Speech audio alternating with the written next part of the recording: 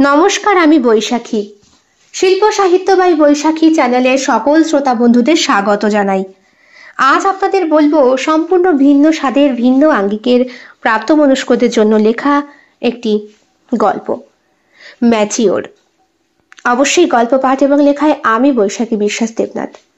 গল্পটি প্রথম থেকে শেষ পর্যন্ত শুনবেন। ভালো লাগলে অবশ্যই লাইক করবেন, কমেন্ট করবেন, শেয়ার করবেন এবং আপনাদের প্রিয় চ্যানেল শিল্প সাহিত্য বাই বৈশাখী সাবস্ক্রাইব করে বেল বাটন প্রেস করে পাশে থাকতে একদম ভুলবেন না। বন্ধুরা, শিল্প সাহিত্য বাই বৈশাখী এখন চলে এসেছে ইউটিউব মিউজিক পডকাস্টে। ইচ্ছে করলে আপনারা সেখান থেকেও গল্প শুনতে পারেন এবং আপনাদের ব্যক্তিগত মতামত আমার সঙ্গে শেয়ার করতে পারেন। আজ আপনাদের বলবো সম্পূর্ণ ভিন্ন স্বাদের ভিন্ন আঙ্গিকের একটি প্রাপ্তবয়স্কদের জন্য লেখা গল্প, ম্যাচিওর। গল্প পাঠ এবং লেখায় আমি বৈশাখী বিশ্বাস দেবনাথ। যাদের ভালো লাগবে না তারা দয়া করে এড়িয়ে যাবেন। এই গল্পটি সম্পূর্ণরূপে কল্পনা প্রসূত, যদিও কিছু ক্ষেত্রে বাস্তব ঘটনার ছোঁয়া থাকতে পারে। এটি লেখকের কল্পনার সাথে মিশ্রিত একটি সৃষ্টিশীল উপস্থাপন। গল্পটি কোনো ব্যক্তি, ঘটনা বা প্রতিষ্ঠানের সাথে মিলে গেলে তা নিতান্তই কাকতালীয়। এই গল্প শুধুমাত্র বিনোদনের উদ্দেশ্যে তৈরি করা হয়েছে। মা মা বল। বলছি, দাদা বাজারে যাবে না? হ্যাঁ, যাবে তো। এত তাড়াতাড়ি তো দাদাকে বাজারে কি করে পাঠাই বলতো? সারা রাত জেগে কাজ করছিল, যাবে কেন বলতো? না, ওই মানে। মুখটা কাচুমাচু করে মায়ের দিকে তাকিয়ে রয়েছে মিনা। মা বেশ কিছুক্ষণ ওর মুখের দিকে তাকিয়ে বললেন, হাঁস বটি দিয়ে তোর গলা আমি নামিয়ে দেবো মেয়ে। আমি কি করব মা, বলো?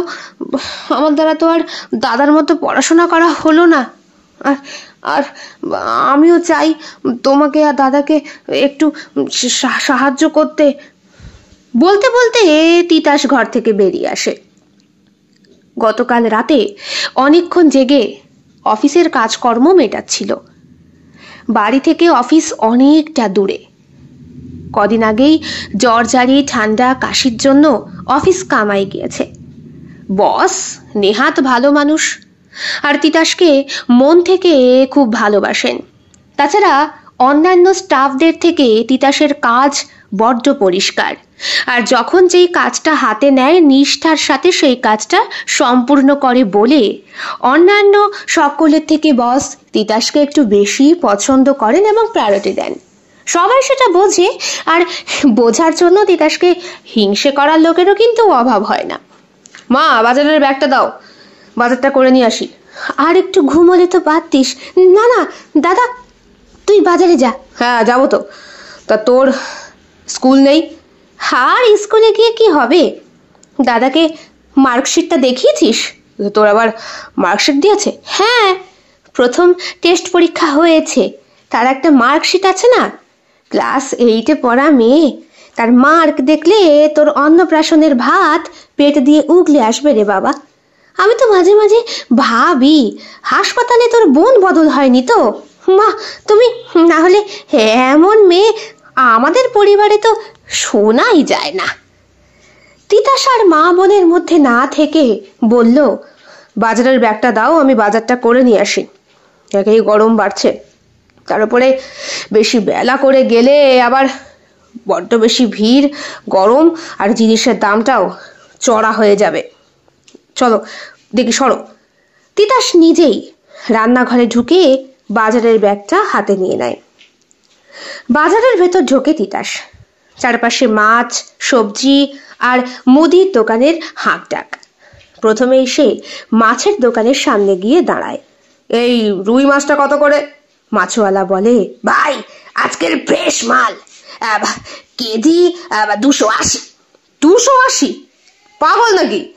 গত সপ্তাহেই তো 240-এ দিচ্ছিলে, আজ হঠাৎ এত বাড়লো কেন? ভাই নদীর মাছ, জল কমছে তো মাছের দামও বাড়ছে। আর এটা দেখো না কতটা টাটকা। টাটকা হোক আর বাসি, এত দামে মাছ কিনতে পারবো না। ওই দাও না কেজি 230-এ। বিরক্ত মুখে মাছওয়ালা বলে, এত কমে হবে না ভাই, আপনি নিলে নেন, না নিলে না নেন, দাম তো বাড়ছেই। তিতাস মাছের দোকানটা ছেড়ে সবজির দোকানে এগিয়ে যায়। কুমড়ো কত কেজি কাকা? 40 টাকা কেজি। ধুর, গতকাল তো 35 বলেছিলে, আজ হঠাৎ দাম বেড়ে গেল। ভাই, সব কিছুরই দাম বাড়ছে, যা বাজার দর, তাই তো বলছি। ঠিক আছে, ওই আধা কেজি দাও। আর এই পটল কত? পটল 50 টাকা কেজি। আরে দুদিন আগে তো 40 নিয়েছিলাম। ভাই, দয়া করে দরদাম করলে আর বাজারে আসতে পারবেন না, দাম কমবে না। তিতাস কিছুটা বিরক্তি হয়, পাড়ার মুদি দোকানে যায়।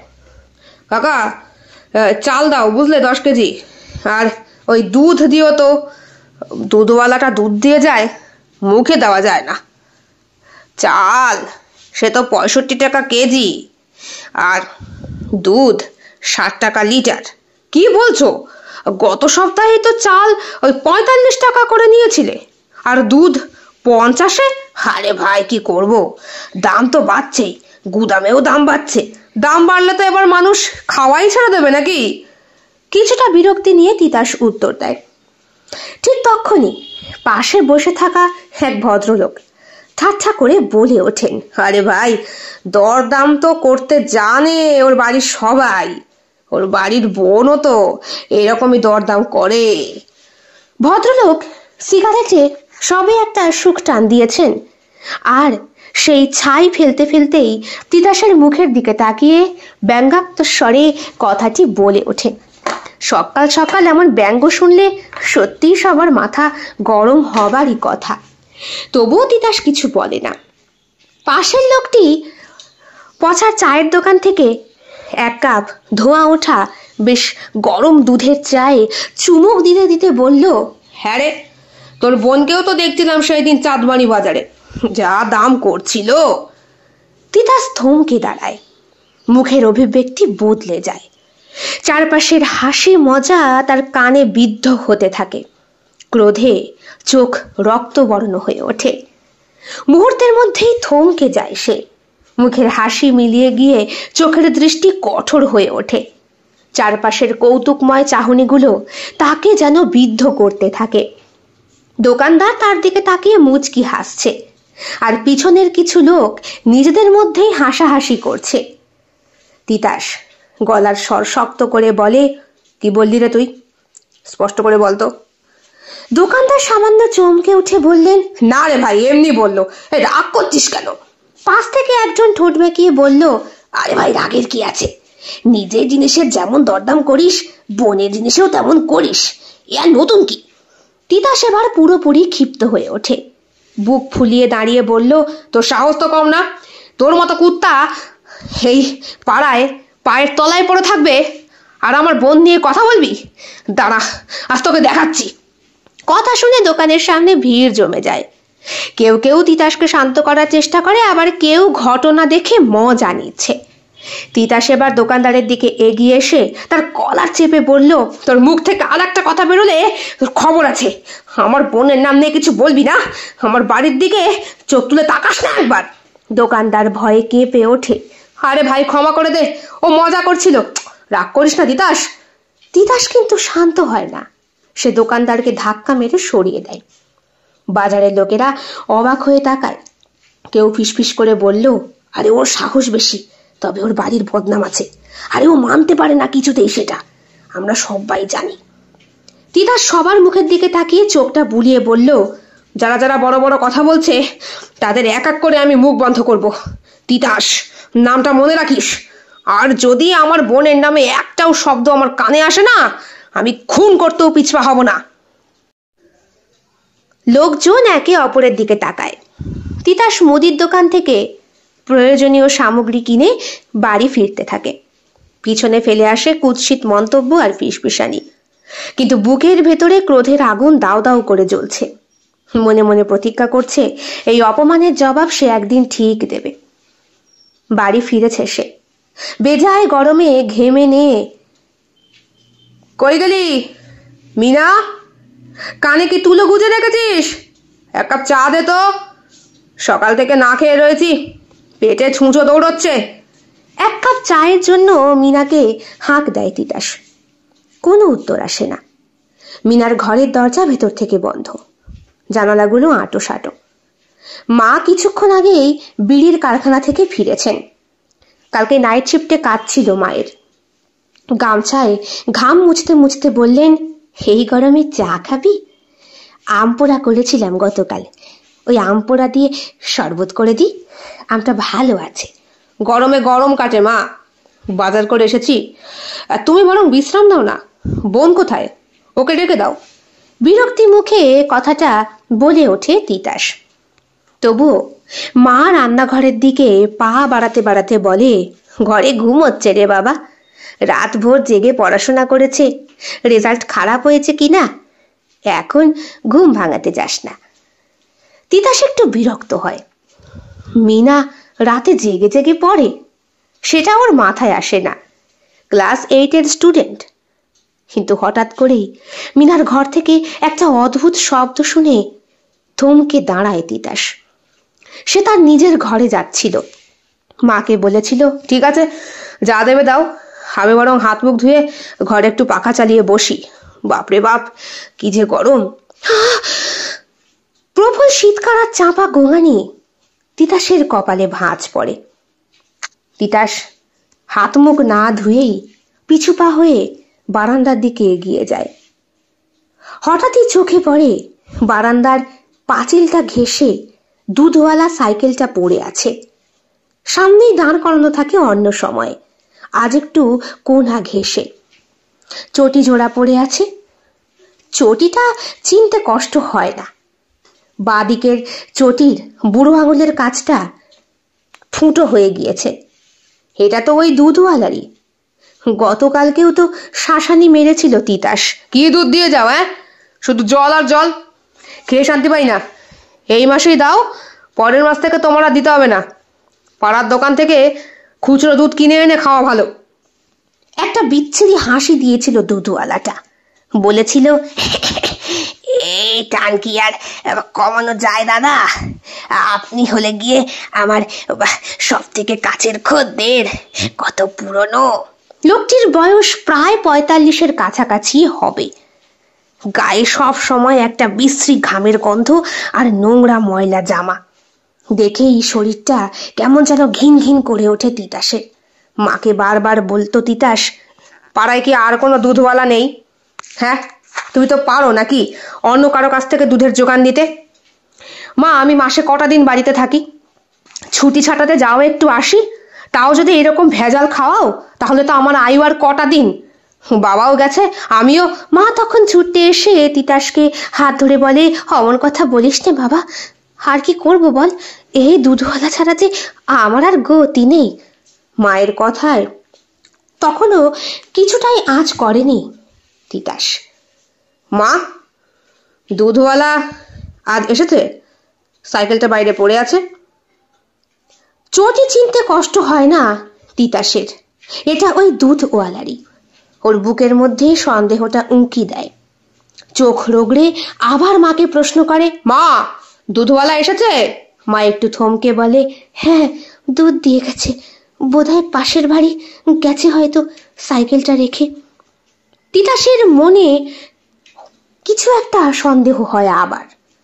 মাও যেন কেমন একটা অস্বাভাবিক আচরণ করছেন। তুই ওদিকে যাচ্ছিস কেন বাবা? তুই ঘরে যা না, ঘরে যা, তোকে আমি চা করেই দিচ্ছি। ওই গরমের মধ্যে এসেছিস, মাথা গরম করিস নে বাবা। তিতাস ধীরে ধীরে মিনার ঘরের দিকে পা বাড়ায়। তৎক্ষণাৎ মা রান্নাঘর থেকে ছুটে এসে বলে, ওর ঘরে যাস নে, ও ঘুমোচ্ছে তো। ঠিক তক্ষুনি তিতাস একটা জেদ নিয়ে বলে, ঘুমোলে এমন শব্দ হয় মা? তুমি সরে দাঁড়াও। মা কিছুতেই সামনে থেকে সরতে চান না। ব্যাপার বেগতিক দেখে তিতাস ধাক্কা মেরে সরিয়ে দেয়। দরজার কাছে গিয়ে কাঁধ দিয়ে ধাক্কা মারে। কয়েকবার চেষ্টাতেই দরজা খুলে যায়। দরজা খোলার সাথে সাথেই যা দেখে তিতাস, তার চোখে অন্ধকার নেমে আসে। মিনা মেঝেতে উবু হয়ে বসে, আর দুধওয়ালা ওর গায়ের ওপর ঝুঁকে। রাগে শরীরটা জ্বলে ওঠে তিতাসের। তুই এখানে কি করছিস? দুধওয়ালা লজ্জায় আর আতঙ্কে নিজের লুঙ্গি গুছিয়ে দাঁড়ায়। তিতাস এগিয়ে এসে ওর নোংরা কলারটা চেপে ধরে। কলারের বোতামগুলো শার্টের সব কটা আজকে খোলা, পরনে লুঙ্গিটাও। তুই এখানে কি করছিস? হ্যাঁ, কাপা কাপা গলায় জিজ্ঞেস করে তিতাস। কিছু না, ওই মিনা ডেকেছিল। আমি আমি তো তিতাস মিনার দিকে তাকায়। মিনা তাড়াতাড়ি নাইটি ঠিক করে মাথা নিচু করে বসে। মিনা, তুই কি করছিলি এটা? মা মা তুমি জানো? মা চুপ। তিতাস রেগে গিয়ে দুধওয়ালাকে ধাক্কা মেরে বারান্দায় ফেলে দেয়। হারামজাদা, আজ তাকে মেরেই ফেলবো। মা হাত জোর করে বলে, থাক বাবা, ভুল হয়ে গেছে ওদের মধ্যে এ আগেও ঘটেছে। তিতাস স্তম্ভিত। আগেও? মা মা তুমি সবটা জানো? মা চোখ নামিয়ে ফিসফিস করে বলে, ওরা ওরা ভালোবাসে একে অপরকে। তিতাসের মাথা ঘুরতে থাকে। নিজের পরিবার, নিজের মা, কোনো কিছুই আর বিশ্বাসযোগ্য থাকে না তার। এতদিনের গর্ব, সরকার পরিবারের সম্মান মাটিতে নামতে দেবে না বলেই মনে মনে প্রতিজ্ঞা করেছিল তিতাস। আজ সে নিজেই নিজেকে ধিক্কার দেয়। ঘরে চুপচাপ বসে পড়ে। পাড়া প্রতিবেশীরা কানাকানি করছে, সরকার বাড়ির মেয়েটা আর ওই দুধওয়ালা, শুনেছিস তো? আর ওই বাড়ির সব কটা লোকেরই চরিত্র খারাপ। তিতাস চিৎকার করে বলে, চুপ করো তোমরা, আমার পরিবার নিয়ে একটা কথা বললে সব কটার গলা কেটে ফেলবো। কিন্তু নিজের মনের মধ্যে যে বিভৎস যন্ত্রণার আগুন জ্বলে উঠেছে তা কোনোভাবেই তিতাস নেভাতে পারে না। ওর চোখে ভাসে বোনের লজ্জায় কুঁকড়ে যাওয়া আর মায়ের অনুতপ্ত চোখ। তিতাস নিজেই নিজের সাথে লড়াই করে। অহংকার আর সম্মানের মুখোশ পরে এতদিন নিজের পরিবারকে সবার সামনে সঠিক করে দেখানোর বৃথা চেষ্টা করেছে তিতাস। আজ সেই মুখোশ খসে পড়েছে। তিতাস জানে সমাজের সামনে আর কখনো সে মাথা তুলে দাঁড়াতে পারবে না। রাতের বেলা সরকার বাড়ির উঠোনে কেমন যেন বিশ্রী গুঞ্জন শোনা যায়। প্রতিবেশীরা বলে, ওই সরকার বাড়িতে আবার গোলমাল শুরু হয়েছে। আরে মেয়েটা তো দিন রাত ঘরে কান্নাকার সাথে লিপ্ত থাকে। বাড়ির বউটারও লজ্জা নেই। পাড়ার রিক্সাওয়ালা পর্যন্ত রাত বিরেতে ঘরে ঢুকে পড়ে। এইসব কটু কথা শুনে পাশের বাড়ির মাসি মুখ বেঁকিয়ে বলল, ওর ছেলে তিতাসকে একদিন বলেছিলাম পাকা মুখ করে, বলে কিনা আমার পরিবার সরকার বাড়ির মর্যাদা ধরে রেখেছে। আরে তোর মর্যাদা না তোর পোদ, বলে সবাই অট্টহাস্য করত। তিতাস মাঝে মধ্যেই রাত বিরেতে বাড়ি ফিরে আসতো। সবসময় দেখতো বাড়ির মেন দরজা ভেতর থেকে বন্ধ করা। দরজা খুলতে বললেই মা দরজা খুলতেন অনেকক্ষণ পর। তিতাস ঘরে ঢুকেই সবসময় লক্ষ্য করত রান্নাঘরের পেছন দিকের দরজাটা খোলা। ওটা দিয়ে বাড়িতে যেমন নিঃশব্দে প্রবেশও করা যায়, তেমন কাউকে না জানিয়ে বাড়ি থেকে বেরিয়েও যাওয়া যায়। তিতাস তখন কলেজে পড়াশোনা করে। একবার মায়ামাসি ডেকে বলেছিলেন, এই তিতাস, তোদের বাড়ির কি একটু লজ্জা নেই রে? রোজ রোজ এসব অশান্তি আর এই নোংরা কাণ্ড কারখানা। তোর বাপটাকে কালকেই তো দেখলাম কাকে যেন জোর করে ধরে বেঁধে নিয়ে এলো, আর তোর মা সেই কান্নাকাটি। তিতাস মুখটা কেমন যেন করে ফেলে। না না, তোমরা ভুল দেখেছো মাসি। তাছাড়া আমি তো কলেজে ছিলাম, এই বাড়ি ফিরছি। তাই বলি, তুই বাড়ি থাকলে তো এসব চলবে না। দেখ বাবা, আমাদের পাড়ার কিন্তু একটা সুনাম আছে। তোদের এই নোংরা ফ্যামিলির জন্য আমাদের গোটা পাড়ার বদনাম, জানিস তো? ওই যে শ্যামাচরণের বড় মেয়েটা, ওর বিয়ে ঠিক করার জন্যে কত সম্বন্ধ এলো, কিন্তু যেই শোনে তিতাস সরকারের বাড়ি আছে এখানে, অমনি সকলে পিছপা হয়ে যায়। প্রথম প্রথম তিতাসের কথাগুলোই বিশ্বাস হতো না। ভাবতো সব হিংসে।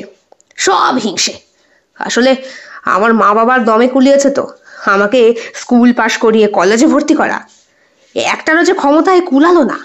সব সালা হয়েছে দুধওয়ালা, নয় হয়েছে ওই বিড়িখোর। নিজের প্রতি বড্ড বেশি অহংকার তিতাসের। নিজের পরিপক্ক বুদ্ধিতে যথেষ্টভাবে দম্ভ।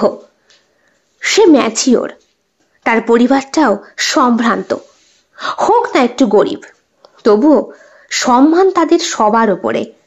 পাড়া প্রতিবেশী নাকি তিতাসের ঠাকুরদার আমলে কেউ মুখের দিকে তাকিয়ে কথা বলতে পারতেন না, এতই দম্ভ অহংকার ছিল ওনার। শিক্ষার বড়াইয়ের সাথে সাথে আর্থিক জোর। বাবা মদমাতাল, তাই সেই আর্থিক জোরটা একটু একটু করে কমে গিয়েছে। তবে তিতাস আজ পর্যন্ত দেখেনি তার বাবাকে অন্য কোনো নারীর সঙ্গে এক বিছানায় রাত্রিবাস করতে। সত্যি নাকি দম্ভের আগুনে তিতাস ভেতরে ভেতরে জ্বলে পুড়ে শেষ হয়ে যায়? দেখিস বাবা, তুই যখন বাড়ি আছিস তোর বাবাকে একবার জিজ্ঞাসাই করিস।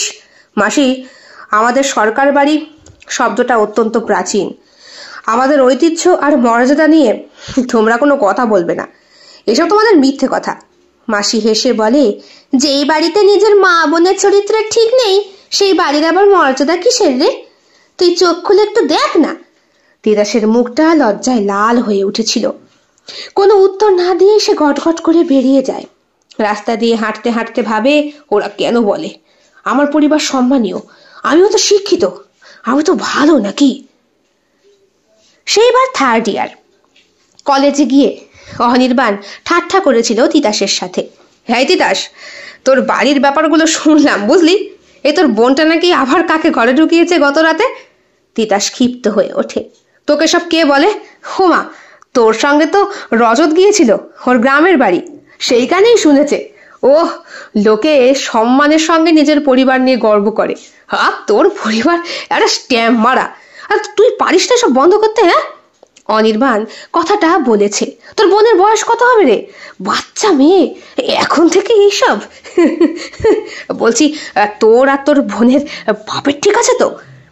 কত বড় স্পর্ধা হলে এমন কথা বলতে পারে অনির্বাণ? তোর মুখ বন্ধ রাখ, আমার পরিবারের নামে একটাও বাজে কথা শুনবো না।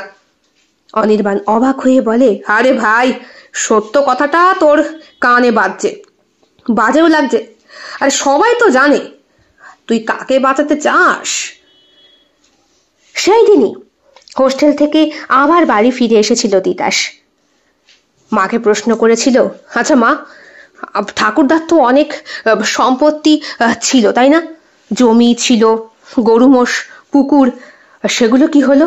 সেগুলো আর কি হবে বাবা? মা রাত্রেবেলা ভাত বাড়তে বাড়তে বিষণ্ণ মুখেই প্রায় কথাটা তিতাসকে বলেছিলেন। সেই সব তোর বাবা কবে নষ্ট করে ফেলেছে। এখন যা আছে তাই বেঁচে বর্তে তোর আর তোর বোনের পড়াশোনাটা আমি চালাচ্ছি। কিন্তু মা, আমার তো কলেজে ভর্তির ফিজই লেগেছে 2.5 লক্ষ টাকা। তুমি কোথা থেকে জোগাড় করলে? ছোটবেলা থেকে তোর ইঞ্জিনিয়ার হবার শখ ছিল, তাই আমি একটু একটু করে গুছিয়েছিলাম। মায়ের কথায় কেমন যেন বিরক্তি ফুটে ওঠে তিতাসের চোখে মুখে। বাড়ি ফিরে ঘরে শুয়ে শুয়ে ভাবে, এই সমাজ কেন আমাদেরকে এইভাবে দেখে? কেন সবাই এইসব নিয়ে কথা বলে? আচ্ছা, পাড়ার লোকগুলো কি আমাকে একটু শান্তিতে থাকতে দেবে না? মা ঘরে ঢোকেন, গরম দুধ নিয়ে এসেছেন। নে, তুই আসবি বলে ঘোষের কাছ থেকে রেখেছি, খেয়ে নে তো। তুই কাঁদছিস কেন বাবা? আচ্ছা মা, এই পাড়ার লোকগুলো কেন এমন করে বলো তো? ও মা, পাড়ার লোকের কথায় কেউ কান দেয়? শোন, আমি এইসব কখনো চিন্তা করি না।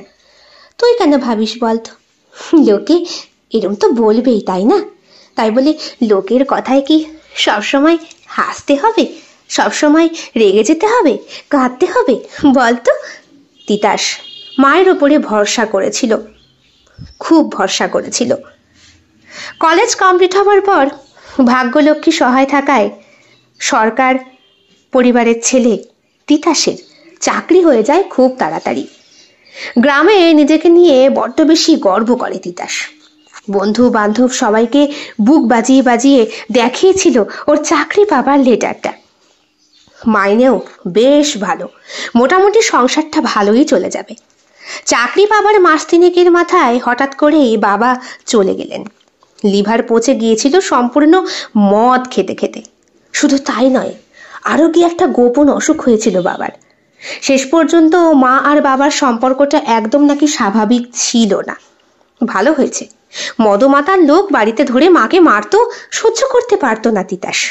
একদিন বলেছিল, বাবা আমি ম্যাচিওর হয়েছি, আমার সামনে কিন্তু মাকে তুমি খবরদার মারবে না। কি হয়েছে বাবা? ম্যাচিওর? আমার বেটা ম্যাচিওর হয়েছে। ম্যাচিওর হোস নে বাবা, ম্যাচিওর হলে জীবন শেষ হয়ে যায়। অত বোঝা ভালো নয়, কিছু জিনিস গোপন রাখতে হয়। বাবার বলা কথাগুলো বড্ড বেশি হেয়ালি সম্পন্ন। মা ওইসব কথার কোনো প্রত্যুত্তর করতেন না।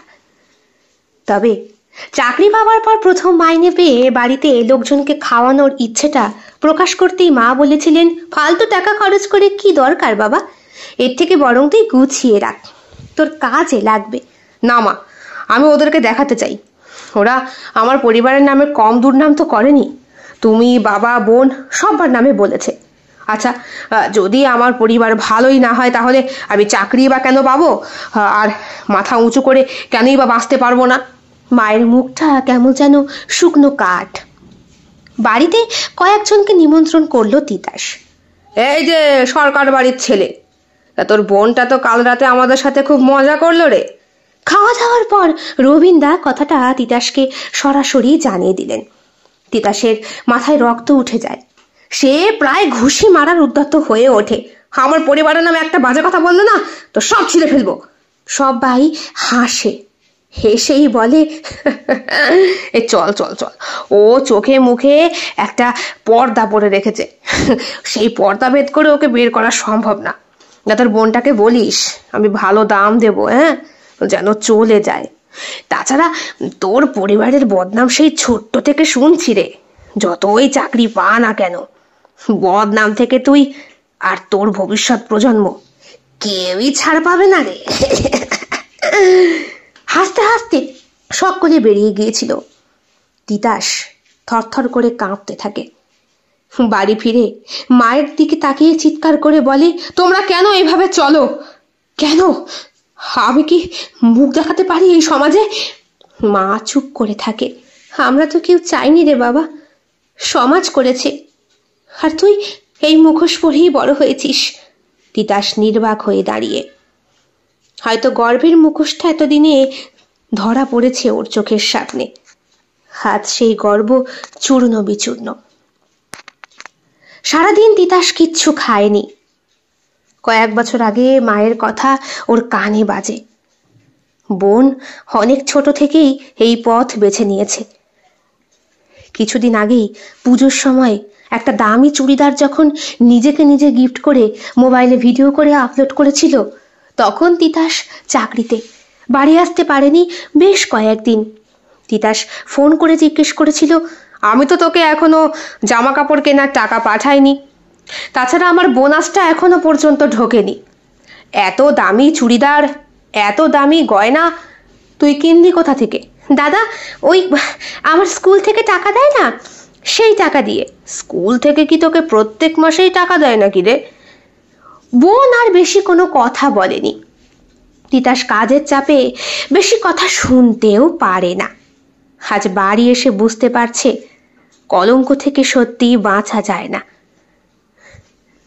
গভীর রাতে হঠাৎ করে সরকার বাড়িতে আগুনের লেলিহান শিখা বেরোতে দেখা যায়। কারো চিৎকার না কাঠ পোড়ার ছটফট শব্দ। মায়া মাসি ঘুম থেকে উঠে পড়েন অনেক ভোরবেলা। ওনার আবার সাত সকালে উঠে লোকের বাড়ি থেকে ফুল চুরি না করলে ওনার দেবতা সন্তুষ্ট হয় না। তখনই উঠে উনি দেখতে পেলেন জানলা খুলে আগুনের কুণ্ডলি উঠছে সরকার বাড়ি থেকে। প্রায় 3:30 বাজে তখন। আতঙ্কিত গলায়, ওরে বাবা রে, সরকার বাড়িতে আগুন, কেউ আছে, শিগগিরই চলো। পাড়ার যুবকরা দৌড়ে আসে, বালতি কলসি হাতে নিয়ে। আগুন নেভানোর চেষ্টা করে সবাই, কেউ আবার দমকলে ফোন করে। কুদ্দুস মিস্ত্রি চেঁচিয়ে বলল, কেউ ঘরে আছে নাকি? তিতাস, মিনা, বৌদি। তিতাস সেই সময় দাঁড়িয়ে রয়েছে বাড়ির বাইরে। মা, বোন, কোথায় তোরা? কিন্তু ওর চোখে মুখে আতঙ্কের কোনো ছাপ নেই। হঠাৎ ভিতর থেকে মিনার চিৎকারটা ভেসে আসে, বাঁচাও, মা, মা কোথায়, বাঁচাও। কে যেন দমকল বিভাগে ফোন করেছিল। আগুন নেভানোর চেষ্টা করে দমকল বিভাগ। চারিদিকে শুধু হতাশা। তিতাস তখনও দাঁড়িয়ে রয়েছে বাড়ির সামনে বারান্দায়। আগুন নিভে যাওয়ার পরে জ্বলন্ত কাঠের নিচে চাপা পড়ে থাকা মিনা আর তার মায়ের দেহটা। ডাক্তার এসেছে। দুটো দেহই তো পুড়ে গেছে, এ আর বাঁচানো যাবে না। হাসপাতালে নিয়ে যেতে যেতেই তখনও থরথর করে কাঁপছে মিনার শরীরটা। শরীরে এতটুকু বস্ত্র নেই, আগুনের লেলিহান শিখা সবটাই গ্রাস করেছে। ওর মা মেয়ের যে কি কপাল, সব আগুনে পড়ে ছাই হয়ে গেল। মায়ামাসি কাঁদতে কাঁদতে বললেন। কেউ কেউ বলল, এটা কোনো দুর্ঘটনা নাকি তিতাস ইচ্ছে করে আগুন ধরিয়ে দিয়েছে। আমার তো মনে হচ্ছে তাই। পরিবারের বদনাম ও আর সহ্য করতে পারেনি, নিজের ওপরে বড্ড বেশি বড়াই ছিল কিনা। তিতাস পাথরের মতো বসে, চোখে এক ফোঁটাও জল নেই। রবীন্দা সেও বাড়িতে এসেছে, তিতাসের সাথে একই কোম্পানিতে চাকরি পেয়েছে। ওর কাঁধে হাত রেখে বলল, তোর মা আর বোন তো তোকে ছেড়ে চলে গেল, এবার কি করবি? আমাকে ছেড়ে কেউ যায়নি রবীন্দা, আমি ওদের ছেড়ে দিলাম আমার গর্ব আর আমার অহংকারের কারণে। রবীন কিছু বলার ভাষা খুঁজে পেল না। তিতাসের চোখে কেবল একটা দৃশ্য ভাসছে, তার মা এবং বোনের জ্বলন্ত দেহটা। কেরোসিন তেল ঢেলে ঘুমন্ত মা বোনের গায়ে কাঠের আগুনটা জ্বালিয়ে দিয়েছিল সে। সমাজের সম্মান আর গর্বের মোহে সে কখনো বোঝেনি তাদের যন্ত্রণার কথা। আমার অহংকার আর ছাই হয়ে গেছে। সারা জীবন অন্যের দোষে অন্যকে দোষ দিয়েছি, আমার পরিবারের দোষ ঢাকার চেষ্টা করেছি, কিন্তু বাস্তবতা এটাই যে আমি ওদের বোঝার চেষ্টা করিনি। যতই গর্ব করিস না কেন ভাই, তোর ভেতরে সবসময় একটা শূন্যতা ছিল। সেই শূন্যতা পূরণ করতে তোর মা বোন কখনো পারল না। আমি এখন বুঝলাম রবীন্দা, গর্ভের মুখোশ পরে আসল বাস্তবতাকে আমি এড়িয়ে চলেছি। আজ তাই সেই মুখোশটা পুড়ে ছাই হয়ে গেল। তিতাসের ভেতরে থাকা অহংকার আর গর্ব আগুনের লেলিহান শিখার সাথে সাথে ছাই হয়েছে। সমাজের বদনাম থেকে পরিবারকে বাঁচানোর চেষ্টা করতে গিয়ে সে নিজেই নিজের কাছে হেরে গেছে। তার মনে শুধু একটাই প্রশ্ন, এইবার বোধহয় আমি ম্যাচিওর হয়েছি। ওই শব্দের মানে শুধু শিক্ষাগত যোগ্যতা আর নিজের পরিবারই নয়, বরং সমাজকেও এসব দূষণ থেকে মুক্ত করাও একটা ম্যাচিউরিটি ছেলের কর্তব্য, যেটা আমি করেছি।